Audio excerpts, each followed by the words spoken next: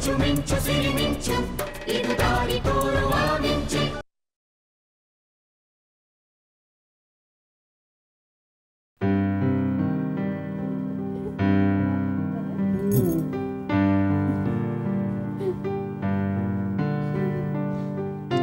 ಎಲ್ಲಿ ನಮ್ಮ ಪುಟ್ಟೆ? ಮಲ್ಕೊಂಡಿದ್ದಾಳೆ. ಜಗದೀಶ, ದಿವಾಕರ ಹೇಳ್ದ ಹಾಗೆ ನಿನ್ನ ಮಗಳು ಕುಂಕರ್ಣಿನ ಕಣ, ಎಲ್ಲ ನಿನ್ನ ಹಾಗೆ.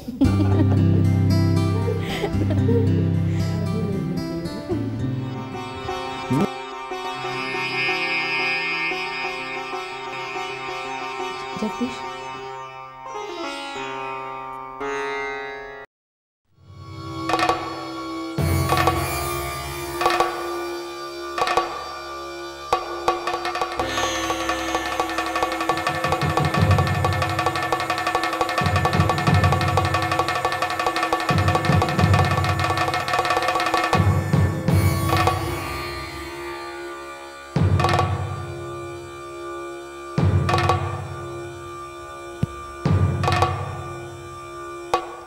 ಯಾಕೆಲ್ಲರೂ ಹಾಗೆ ನೋಡ್ತಾ ಇದ್ದೀರಾ? ನಿಮ್ಮೆಲ್ಲರೂ ನೋಡಿ ಮಾತಾಡಿಸ್ಬೇಕು ಅಂತಾಗಲಿ ಅಥವಾ ನನ್ನ ಗೆಲುವನ್ನು ಪ್ರದರ್ಶಿಸ್ಬೇಕಂತಾಗಲಿ ನಾನಿಲ್ಲಿ ಬಂದಿಲ್ಲ. ಇನ್ಫ್ಯಾಕ್ಟ್ ಈ ಗೆಲುವು ಅಂಥ ದೊಡ್ಡ ವಿಚಾರನೂ ಅಲ್ಲ, ಅನಿರೀಕ್ಷಿತನೂ ಅಲ್ಲ. ನನಗೆ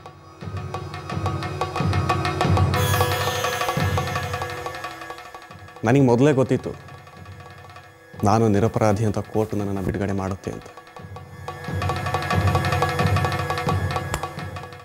ನಾನು ಆರಿಸ್ಕೊಂಡಿದ್ದ ದಾರಿನೇ ಆಗಿತ್ತು.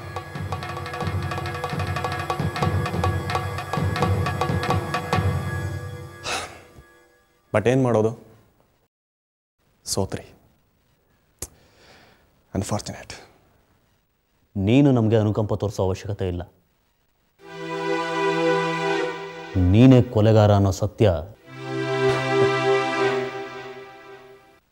ನಮಗೆ ಗೊತ್ತಿರೋ ಸತ್ಯದಿಂದ ಯಾರ ಮೇಲೂ ಯಾವ ರೀತಿಯ ಪರಿಣಾಮನೂ ಆಗೋದಿಲ್ಲ ಜಗದೀಶ.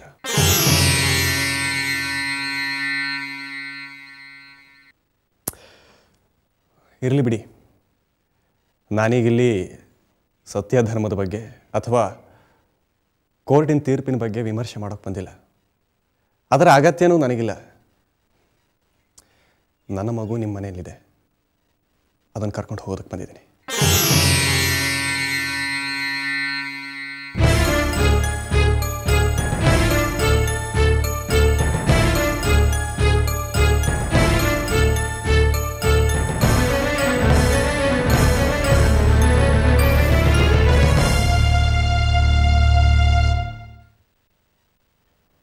ಇದು ನನ್ನ ಮಗು ತಾನೆ?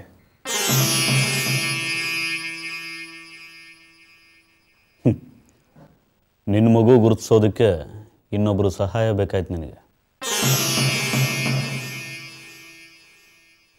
ನನ್ನ ಮಗುನ ನನಗೆ ಕೊಡಿ. ನಿನ್ನ ನೆರಳು ಕೂಡ ಅದ್ರ ಮೇಲೆ ಬೀಳಬಾರ್ದು ಅಂತ ಅನ್ನೋದು ಸಂಜನ ಆಸೆ ಆಗಿತ್ತು. ಅದಕ್ಕೆ ಅದು ಸತ್ತಿರೋ ಸಂಜನ ಆಸೆ. ಈ ಮಗುವಿನ ತಂದೆ ನಾನು ಬದುಕಿದ್ದೀನಿ. ಈ ಮಗು ನಿಮ್ಮ ಮನೇಲಿ ಇರಬಾರ್ದು, ನಿಮ್ಮ ಮನೆಯವರ ಯಾರ ನೆರಳು ಈ ಮಗುವಿನ ಮೇಲೆ ಬೀಳಬಾರ್ದು ಅನ್ನೋದು ನನ್ನ ಆಸೆ. ನೀನು ಕೋರ್ಟ್ ಪರ್ಮಿಷನ್ ತಗೊಂಬ, ಕರ್ಕೊಂಡು ಹೋಗು. Court permission?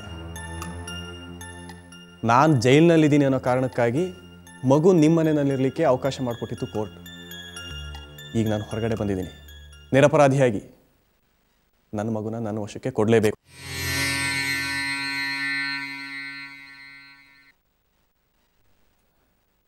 ಅಲ್ಲ, ನನ್ನ ಮಗುನ ನನಗೆ ಕೊಡೋದಕ್ಕೆ ಯಾಕಿಷ್ಟು ಗೊಂದಲ ಅಂತ? ಯಾಕೆ ಅಂದ್ರೆ ನೀನು ನಂಬಿಕೆಗೆ ಅರ್ಹನಾದ ವ್ಯಕ್ತಿ ಅಲ್ಲ. ಅದಕ್ಕೆ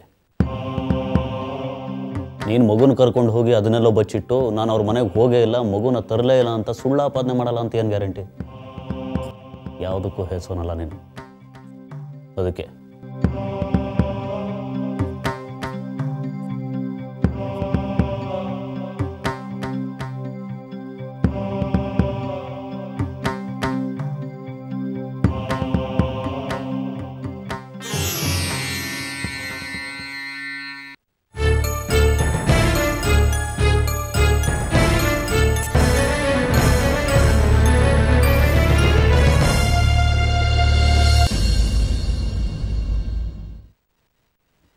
ಅಮ್ಮ ಕೊಡಿ, ನಾ ಕ್ಲೀನ್ ಮಾಡ್ತೀನಿ. ಪರವಾಗಿಲ್ಲಮ್ಮ. ಮಕ್ಕಳಿಬ್ರು ಮಲ್ಕೊಂಡ್ರೆ ಸ್ವರೂಪ? ಮಲ್ಕೊಂಡ್ರು. ಸ್ವರೂಪನ ಕೈಯಲ್ಲಿ ಮಗು ಇಲ್ಲ ಅಂದರೆ ಮಲಗಿದೆ ಅಂತಲೇ ಅರ್ಥ. ನಾನು ನಿಜವಾಗ್ಲೂ ಮೊದಲು ಭಾವಂಗೆ ಥ್ಯಾಂಕ್ಸ್ ಹೇಳಬೇಕು. ಥ್ಯಾಂಕ್ಸಾ? ಯಾಕೆ? ಏನೋ ಒಂದು ನೆಪ ಹೇಳಿ ರಾಜೀವ್ ಶರ್ಮನ ತಡೆದ್ರಲ್ಲ, ಇಲ್ಲ ಅಂದಿದ್ರೆ ಅವನು ಮಗುನ ಕರ್ಕೊಂಡು ಹೊರಟೋಗ್ತಿದ್ದ, ಅದಕ್ಕೆ. ಅದು ನೆಪ ಅಲ್ಲ ಸ್ವರೂಪ, ನಿಜ. ಇಷ್ಟೆಲ್ಲ ಆದಮೇಲೂ ಆ ರಾಜೀವನ ನಂಬಿ ಅವನ ಕೈಗೆ ಮಗುನ ಹೇಗೆ ಕೊಡೋದು ಹೇಳು? ಜಗದೀಶ ಸುಮ್ಮನೆ ಹೇಳಿಲ್ಲ. ಆ ರಾಜೀವ ನಮಗೆ ತೊಂದರೆ ಕೊಡೋಕ್ಕೋಸ್ಕರ ಮಗುನ ತಾನೇ ಎಲ್ಲಾದರೂ ಬಚ್ಚಿಟ್ಟು ಮಗುನ ನಮ್ಮ ಕೈಗೆ ಕೊಡಲೇ ಇಲ್ಲ ಅಂತ ಹೇಳ್ಬೋದು. ಅಂಥವನೇ ಆ ರಾಜೀವ್. ಅದೇನೇ ಆಗಿರಲಿ, ಕಾರಣ ಏನೇ ಇರಲಿ, ಪಾಪು ನಮ್ಮ ಮನೇಲಿ ಇರೋ ಹಾಗಾಯ್ತಲ್ಲ, ಅಷ್ಟು ಸಾಕು ನನಗೆ. ಸ್ವರೂಪ, ನಿನ್ನ ಈ ಸಂತೋಷ ಬಹಳ ದಿವಸ ಉಳಿಯೋದಿಲ್ಲಮ್ಮ. ನೋಡು, ಇವತ್ತೇನೋ ಜಗದೀಶ ರಾಜೀವನಿಗೆ ಕೋರ್ಟ್ ವಿಷಯ ಮಾತನಾಡ್ದ, ಅವನು ಹಾಗೆ ಹೋದ. ಏನು ಅವ್ನು ಸುಮ್ಮನೆ ಇದ್ಬಿಡೋ ಅಂಥ ವ್ಯಕ್ತಿ ಅಂತ ತಿಳ್ಕೊಂಡಿದ್ದೀಯೇನು? ಈಗ ತಾನು ನಿರಪರಾಧಿ ಅಂತ ಪ್ರೂವ್ ಆಗಿದೆ, ನನ್ನ ಮಗು ಇನ್ಯಾರ್ದೋ ಮನೇಲಿ ಬೆಳೀತಾ ಇದೆ, ನನ್ನ ಮಗು ನನಗೆ ಕೊಡಿಸ್ಕೊಡಿ ಅಂತೇಳಿ ಕೋರ್ಟ್ಗೆ ಅಹವಾಲು ಹೋಗ್ತಾನೆ.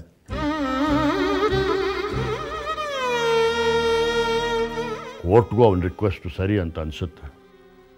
ಅವನ ಪರವಾಗಿ ಜಡ್ಜ್ಮೆಂಟ್ ಕೊಡ್ತದೆ.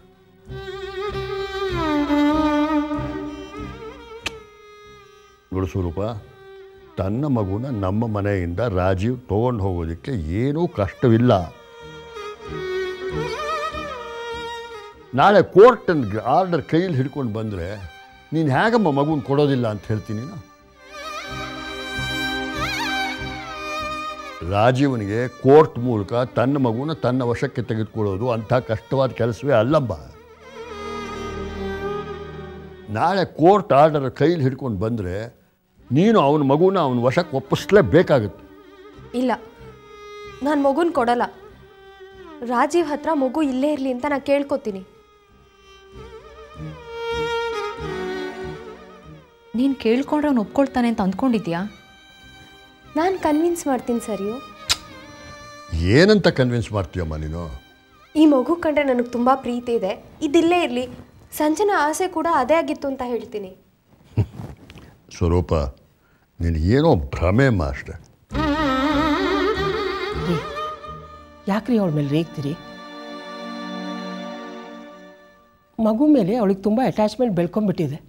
ಈಗ ತಕ್ಷಣಕ್ಕೆ ಮಗು ಕೊಡು ಅಂದರೆ ಅವಳಿಗೆ ತುಂಬ ಕಷ್ಟ ಆಗುತ್ತೆ. ಇದೆಲ್ಲ ನಿಮ್ಗೆ ಅರ್ಥ ಆಗಲ್ಲ. ನೀನು ಹಾಗೆ ಮಾತನಾಡ್ತೀಯಲ್ಲ ದಾಕ್ಷಾಯಿಣಿ. ನನಗೆ ಸ್ವರೂಪನಿಂದ ಈ ಮಗುನ ದೂರ ಮಾಡಬೇಕು ಅಂತ ಆಸೆ ಇದೆ ಅಂತ ತಿಳ್ಕೊಂಡಿದ್ದೀಯೇನು? ಆದ್ರೆ ಏನು ಮಾಡೋದು? ರಾಜೀವ ಮಗುನ ಇಲ್ಲಿ ಕೊಡೋದಕ್ಕೆ ಒಪ್ಪೋದಿಲ್ವಲ್ಲ.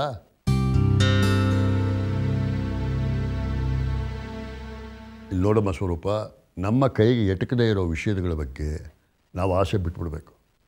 ಇಲ್ಲದೇ ಇದ್ದರೆ ದುಃಖ ಅನ್ನೋದು ಕಟ್ಟಿಟ್ಟ ಬುತ್ತಿ. ಇದೇ ಎಲ್ಲೇ ಮೀರಿದ್ರೆ ಹುಚ್ಚುತನ ಅಂತ ಅನ್ನಿಸ್ಕೊಳ್ಳುತ್ತೆ.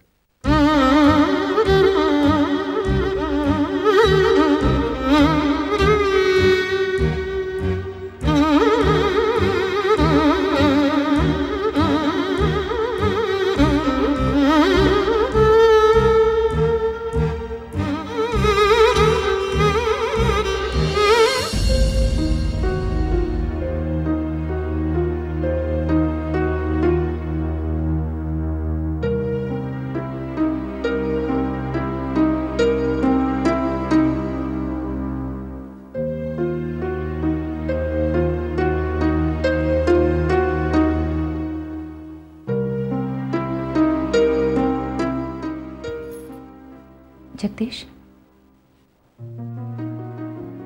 ಏನು ಯೋಚನೆ ಮಾಡ್ತಿದ್ದೀರಾ? ಏನಿಲ್ಲ, ನ್ಯಾಯವಾದ ದಾರಿಲಿ ನಡೆಯೋದ ತಪ್ಪ? ಯಾಕೆ ಜಗದೀಶ್? ಕಾತ್ಯಾಯನಿ ಕೇಸ್ ಜಡ್ಜ್ಮೆಂಟು ರಾಜೀವ ಎಷ್ಟೆಲ್ಲ ನ್ಯಾಯ ಮಾಡ್ದ. ಮೋಸ, ವಂಚನೆ, ನಂಬಿಕೆ ದ್ರೋಹ, ಕೊಲೆ. ಆ ಕಠಾರಿಯ ಅವಂದು ಅಷ್ಟೇ ಸುಳ್ಳುವಾದ. ನಮಗೆ ಸಿಕ್ಕಿದ್ದೇನು ಸೋಲು. ಈ ದಾರಿ ಆರಿಸ್ಕೊಂಡಿದೆ ತಪ್ಪ.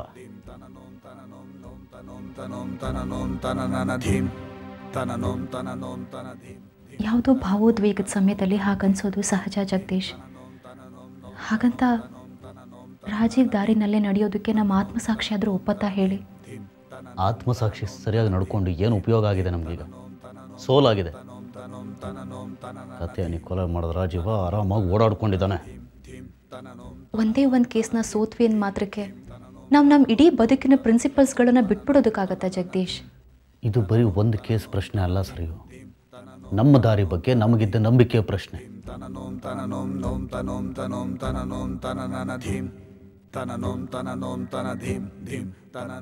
ನಮ್ಮ ಪ್ರಿನ್ಸಿಪಲ್ಸ್ ಅಲ್ಲಿ ಯಾವ ಕೆಲಸಕ್ಕೂ ಬರಲಿಲ್ಲ. ಒಂದೊಂದ್ಸಲ ನಮ್ಮ ಜೀವನದಲ್ಲೇ ಯಾಕೆ ಈ ಆದರ್ಶಗಳಿದೆಯೋ ಅಂತ ಕೋಪ ಬರುತ್ತೆ.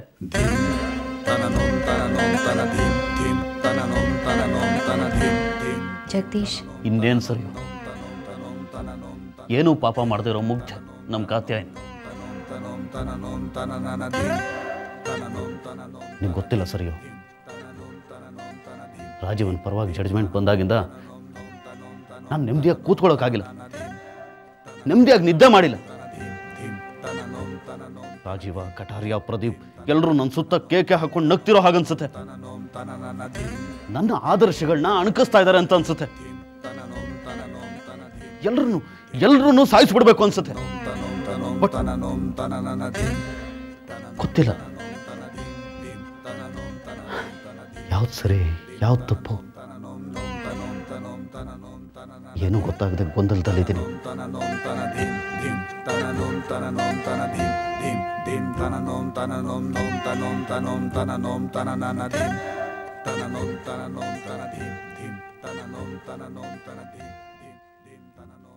ನಮಗಾದ್ರೂ ಸರಿ, ರಾಜೀವ್ಗಾದ್ರೂ ಸರಿ, ನಾವೇನು ಎಷ್ಟು ಮಟ್ಟಿಗೆ ಸರಿ ಇದ್ದೀವಿ ಅನ್ನೋದು ನಮಗೆ ಗೊತ್ತಿರತ್ತೆ ಅಲ್ವಾ?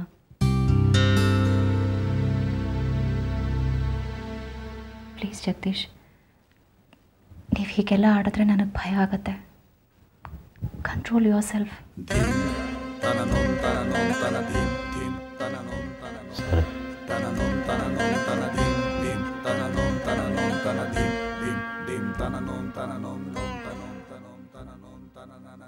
ಜಗದೀಶ್, ನನಗೆ ಆತಂಕ ಶುರುವಾಗ್ತಾ ಇದೆ. ನೀವು ಮತ್ತೆ ಮೊದಲಿನ ಹಾಗೆ ಡಿಪ್ರೆಷನ್ಗೆ ಹೋಗ್ಬಿಡ್ತೀರೇನೋ ಅಂತ. ಇಲ್ಲ ಸರ್, ಹಾಗೆಲ್ಲ ಏನಾಗಲ್ಲ. ಹೀಗೆಲ್ಲ ಆಯ್ತಲ್ಲ ಅಂತ ಕೋಪ ಬಂತಷ್ಟೇ. ಹಾಗಂತ ಯೋಚನೆ ಮಾಡ್ತಾ ಕೂರ್ತಾ ನಾನು ಡಿಪ್ರೆಷನ್ಗೆ ಹೋಗ್ಬಿಡಲ್ಲ. ನೀನು ಹೇಳೋದು ನಿಜ ಸರ್. ಪದೇ ಪದೇ ಪ್ರಯತ್ನ ಮಾಡ್ತಿದ್ರೆ ಒಂದಲ್ಲ ಒಂದು ದಿವಸ ಗೆಲುವು ಸಿಕ್ಕೇ ಸಿಗತ್ತೆ.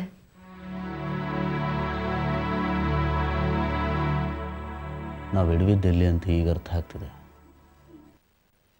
ನಾವು ಆರಿಸ್ಕೊಂಡು ದಾರಿ ಏನೋ ಸರಿಯಾಗೇ ಇದೆ, ಆದರೆ ಆ ದಾರಿನೇ ಎಲ್ಲ ಮಾಡುತ್ತೆ ಅಂತ ಭಾವಿಸಿದ್ದು ಇಷ್ಟಕ್ಕೆಲ್ಲ ಕಾರಣ ಆಯಿತು ಅಂತ ಅನ್ನಿಸ್ತಿದೆ. ಅರ್ಥ ಆಗಲಿಲ್ಲ. ಚಾಲಾಕಿತನ. ಸತ್ಯ ಧರ್ಮ ದಾರಿಯಲ್ಲೇ ನಡೆಯೋಣ, ಆ ಚೌಕಟ್ಟಿನಲ್ಲೇ ಕೆಲಸ ಮಾಡೋಣ, ಆದರೆ ಸ್ವಲ್ಪ ಚಾಲಾಕಿತನ ಅಳವಡಿಸ್ಕೊಳ್ಳೋಣ. ಎಸ್, ನನ್ನ ಮುಂದಿನ ಹೆಜ್ಜೆ ಇದೆ. ಇದೊಂದೇ ದಾರಿ ನಮಗಿರೋದು, ರಾಜೀವನ್ ಸೋಲ್ಸೋಕೆ. ಹುಷಾರು ಜಗದೀಶ್. ಹೊಂದ್ಬಿಡಿ ಸರಿ. ಈ ಸಲ ಹಿಂದಿನ ಸಲದ ಹಾಗಾಗಲ್ಲ. ಪ್ರತಿ ಹೆಜ್ಜೆನೂ ಯೋಚನೆ ಮಾಡಿರ್ತೀನಿ, ಪ್ರತಿ ಕೆಲಸನೂ 100 ಸಲ ಯೋಚನೆ ಮಾಡ್ತೀನಿ. ಕೋರ್ಟಿಂದ ಅವನು ಬಿಡುಗಡೆ ಆಗಿರ್ಬೋದು, ಆದರೆ ಈ ಸಲ ನನ್ನ ಬಲೆಯಿಂದ ಇಂಪಾಸಿಬಲ್.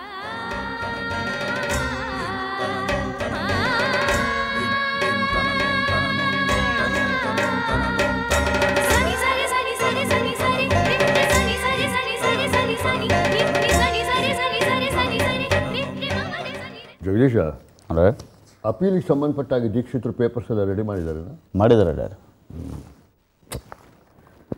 ಎಷ್ಟೇ ಎಕ್ಸ್ಪರ್ಟ್ ಲಾಯರ್ ಆಗಿರಲಯ್ಯ, ಕೋರ್ಟಲ್ಲಿ ಏನು ಆಗುತ್ತೆ ಫೈನಲ್ ಆಗಿ ಹೇಳೋಕ್ಕಾಗಲ್ಲ.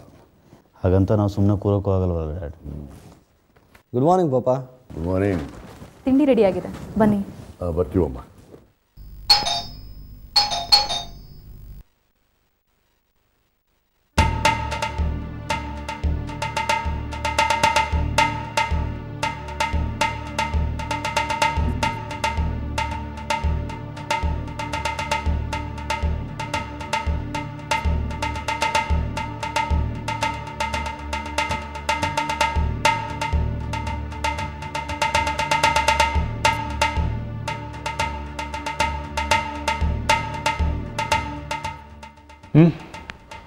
Court order.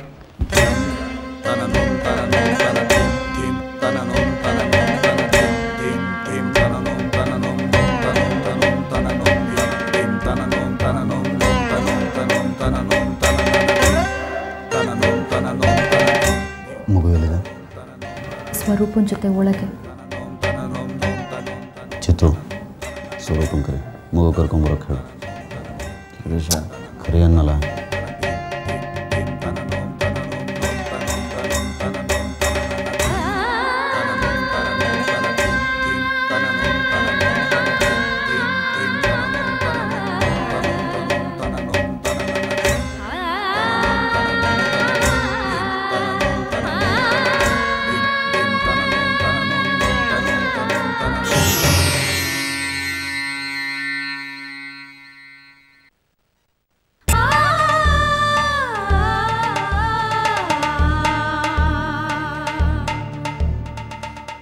ಸ್ವರೂಪ, ಮಗು ಕೊಡು. ಭಾವ ಪ್ಲೀಸ್, ಅದೊಂದು ಮಾತ್ರ ಹೇಳಬೇಡಿ. ಸ್ವರೂಪ, ಇಲ್ಲ, ನಾನು ಮಗುನ ಕೊಡಲ್ಲ. ಸ್ವರೂಪ, ಹಠ ಮಾಡಬೇಡಮ್ಮ. ನೋಡು, ಕಾನೂನಿನ ಪ್ರಕಾರ ಅದು ನಮ್ದಲ್ಲದ್ದು. ಕೊಟ್ಟು ಅಪ್ಪ ಕೆಟ್ಟವನು, ಕ್ರೂರಿ ಅಂತ ಅಪ್ಪನೇ ಅಲ್ಲ ಅಂತ ಹೇಳೋಕ್ಕಾಗಲ್ವಲ್ಲ. ಕೊಡು ಮಗುನ. ಕೊಟ್ಬಿಡು ಸ್ವರೂಪ. ಕೋರ್ಟ್ ಆರ್ಡ್ರ್ ಕೊಟ್ಟ ಮೇಲೆ ಯಾರೇನು ಮಾಡೋಕ್ಕಾಗುತ್ತೆ ಹೇಳು? ಇಲ್ಲ, ನಾನು ಮಗುನ ಕೊಡಲ್ಲ.